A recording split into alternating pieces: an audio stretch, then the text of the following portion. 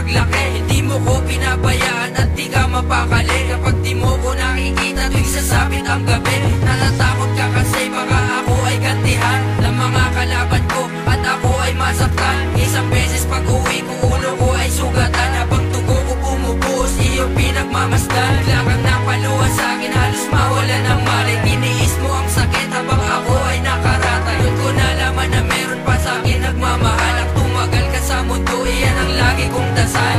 Salamat po sa'yo, bilang isang magulang ko.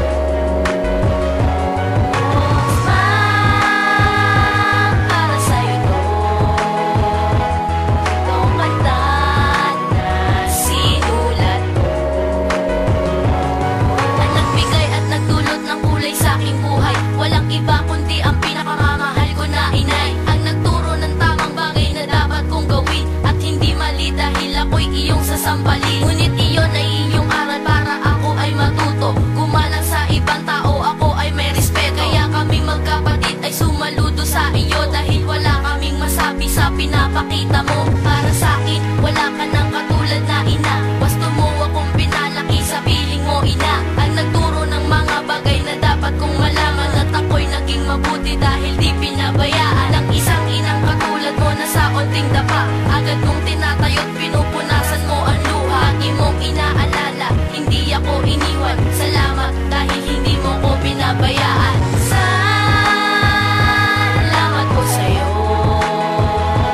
bilang isang magulang ko.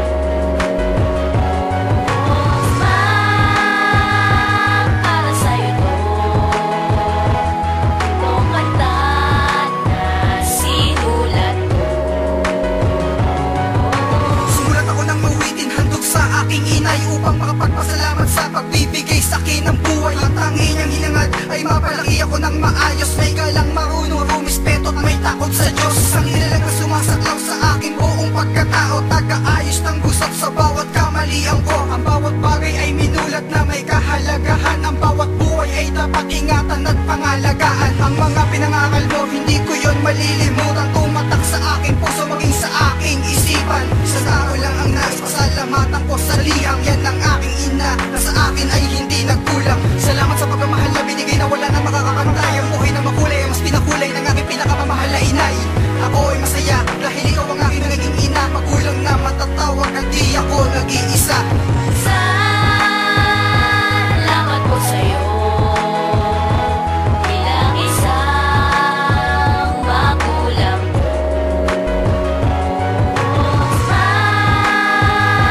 Para sa'yo to, itong kanta na sinulat ko. Salamat po sa'yo, bilang isang magulang ko.